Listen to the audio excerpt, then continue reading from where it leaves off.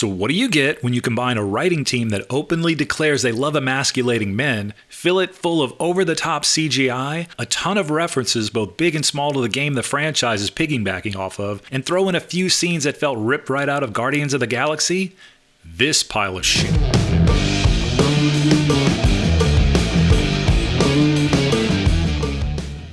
Even though I've only been doing this for a short while, I've already gotten some complaints that I just want to hate everything. Aside from the fact that of the 9 videos I've done so far before this one, 4 of them have been absolutely positive, the complete truth is I'm fairly Pollyanna when it comes to most things. I'm a consumer of entertainment just like you. I want to like everything. Why wouldn't I? Hell, I'd love every album that gets released to be as good as Sgt. Pepper's or Boston's first album. Every movie to be as good as The Godfather or Pulp Fiction.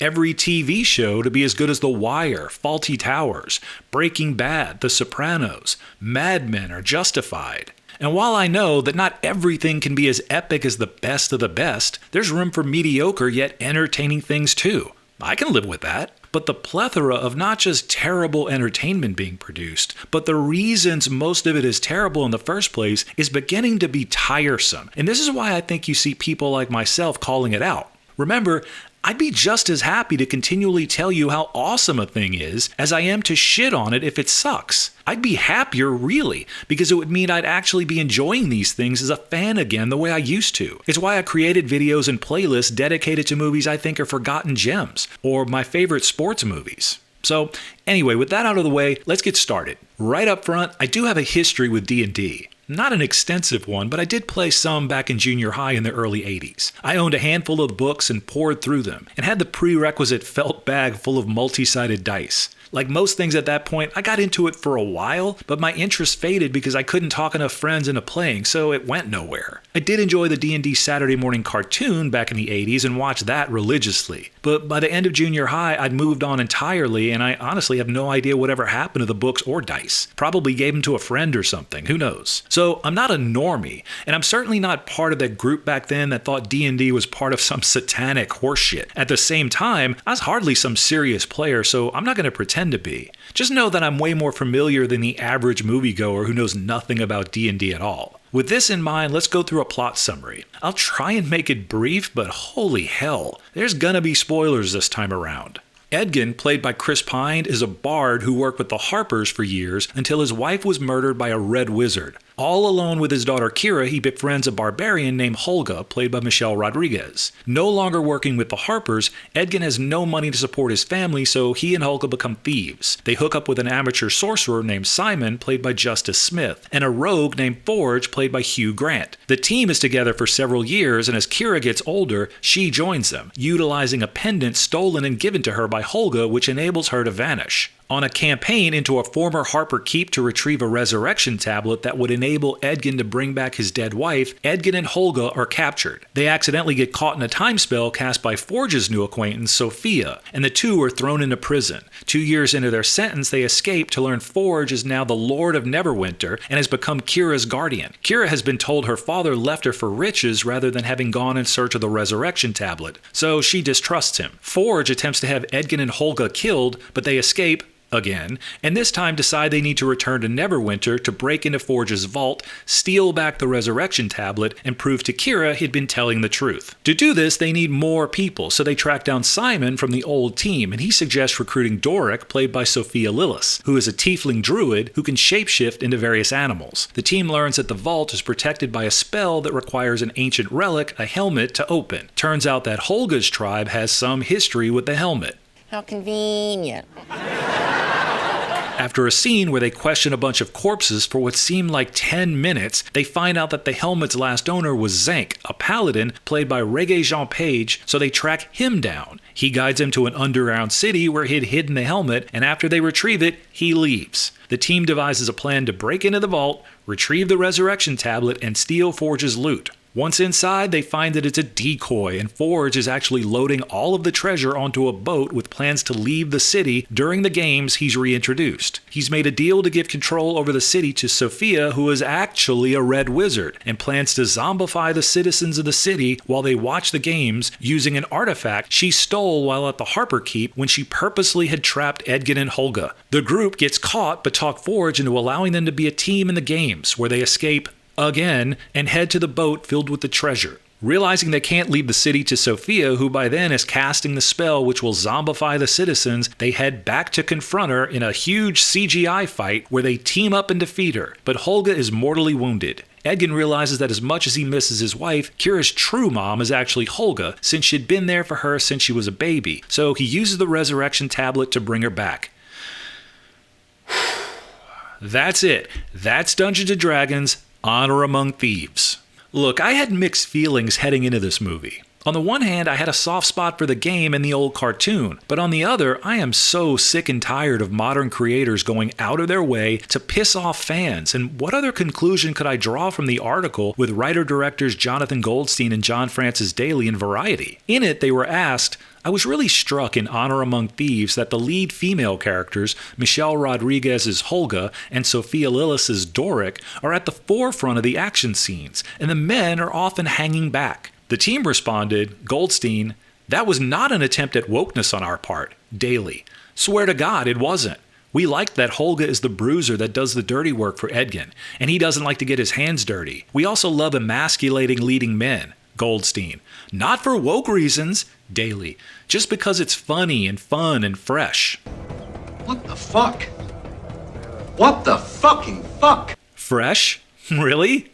This has been the entire track for the MCU since the end of the Infinity Gauntlet saga. We've seen this exact same story play out in nearly every movie created in the past 5 years, with very few exceptions. Creators have all of a sudden completely forgotten how to write men and women, falling under the delusion that in order to write a strong female character, it means she has to literally pick up heavy things, beat up men twice their size, and generally be dudes. So you suddenly get way overpowered women, whether they're superheroes or not. But that would be bad enough if they were fighting side by side with male counterparts, but they're not. Nearly every male in these movies has to be emasculated, as Daly, for some reason, said out loud, in order to help elevate the female character even higher. The men have to be made to look weaker, stupider, less heroic, less noble, more cowardly, etc. This is pervasive throughout the movie. Not only do you get to see it non-stop in the relationship with Edgin and Holga, but you even get to see it in even more hilariously explicit detail when the team visits Holga's old husband or partner or whatever. When she arrives, we see it's Bradley Cooper playing a halfling of some sort, and they work the forced perspective the way Peter Jackson had done in The Lord of the Rings when Gandalf visited Bilbo's home, just not nearly as well. Cooper's not just diminutive in size, but in personality. He's quiet, and he sounds like he's reading copy for NPR. What's odd is that none of the furniture fit him, and we soon see why. In walks his new love, a half-giant of some sort who's even bigger than Holga, who asks what's for dinner. The scene ends with Cooper talking to her with all the rugged masculinity of a young Alan Alda, and she leaves. Guys, we get it. Enough. Men are weak. Women are stronger. You win. Leaving that stuff aside for a bit, there are two scenes which felt pulled directly out of Guardians of the Galaxy. The first was a scene right after Zank left the group. Simon is having difficulty working the helmet, and everyone wants to leave. Then Star-Lord begins a rousing speech about how each one of them are losers and how this would be a way to redeem themselves. Wait, no, sorry. Edgin begins a rousing speech about how each one of them are failures and that he's the biggest failure of all, but that's why they need to come together to redeem themselves. And instead of standing up one by one, they each sit down next to him one by one, except for the last, who obviously makes a joke. Even my 15-year-old son turned to me and said, was that Guardians? It happened again in the final fight where the team came together to fight Sophia, and I was sure Edgin was going to challenge her to a dance-off. Instead, they distract her in another way, and instead of hitting Ronan's hammer with Rocket's Hadron Enforcer to dislodge the Infinity Stone, they have Kira using her invisibility necklace sneak in and slip a magic inhibitor bracelet on her, and they defeat her that way. All of that felt way too familiar for my taste.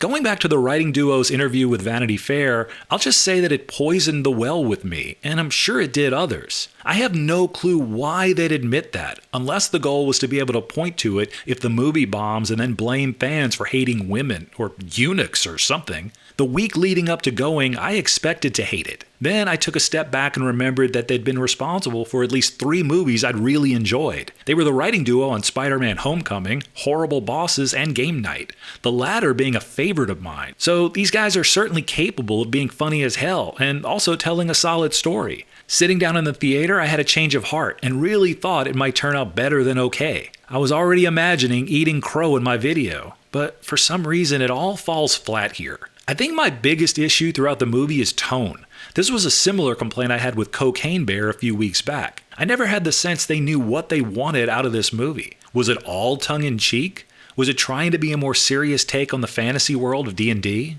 And part of that issue is I found almost none of what was trying to be funny was actually funny. Take that graveyard scene I mentioned earlier. The premise was that in order to find out some information they needed, they'd use a spell to revive a dead guy who was killed in a specific battle, about what had happened, and he could lead them to the helmet they needed. Alright, cool. But the catch is that they only have 5 questions to ask. Then the guy dies again forever. I mean, you see the joke coming already, right? And the first time Chris Pine stumbles through asking questions and burns through all of them saying things like, "You need to wait until I ask you an actual question, okay?" I mean, it's cute. But this goes on forever. With not only Edgin being shitty at asking questions, but the dead guys each only having super limited knowledge, so they dig up corpse after corpse. By the end of the scene, they basically dug up the entire graveyard. What could have made for a funny one-off gag turned into one of those terrible SNL sketches that stop being funny 3 minutes in, but they can't hit the eject button, and it goes for another 3. And I kind of feel bad for Chris Pine here.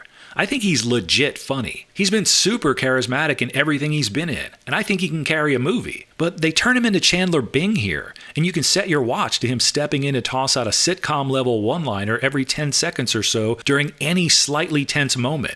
Could that be any more annoying? Justice Smith's Simon character does much the same, but he plays the even more submissive role.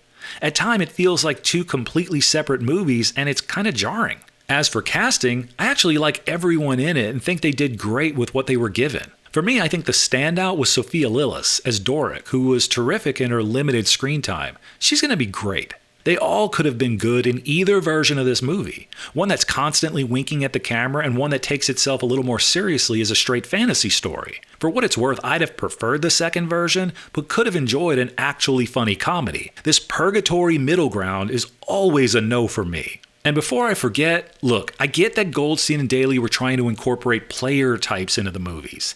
Edgin is the guy who doesn't take the game seriously. Zank is the guy who never breaks character and takes it way too seriously. Some of the adventures and tasks they have are laughably complex or strange. Same goes for the beast they encounter. I get it, but I think all of that falls flat for what will make up most of the mainstream audience who'll just be shaking their heads at what the hell they're watching. It'll come off as strange and disjointed rather than some attempt at working in parts of the game. It's like a stand-up comedian playing to the back of the room to the other comedians rather than the audience, only the stand-up isn't funny. And you know what? There was a way to do that which already proved successful. For those that may not know, the old Saturday morning cartoon did just that. The premise was that a group of friends are at a carnival and they hop on a Dungeons & Dragons ride. You know, like we did all the time back in the 80s. And while on it, they're taken into the world of D&D, where they have to take on the character traits of various player types and live out in real life adventures you'd find in the game. Because of this, they're not only in the game, but they take their real world personas with them. Now, maybe there was a discussion that it would have felt too much like the Dwayne Johnson, Jack Black, Kevin Hart Jumanji movies. But who cares if it would have made for a better movie? Even though they did manage to squeeze that little Easter egg in there during the game scene, where you can see the characters from the cartoon as a group in the stadium, it felt like a waste not to use that premise if there was a desire to work in some gameplay. So this is a no for me. Judging it as the comedy they're selling it as, I'm just not a fan of unfunny comedies. Now, if you enjoy all the newbie crap being played before the movie, and you find the M&M commercials running just hilarious, then your mileage may vary, and if so, feel free to give it a shot. But remember, I warned you. Or don't. I'm not the boss of you.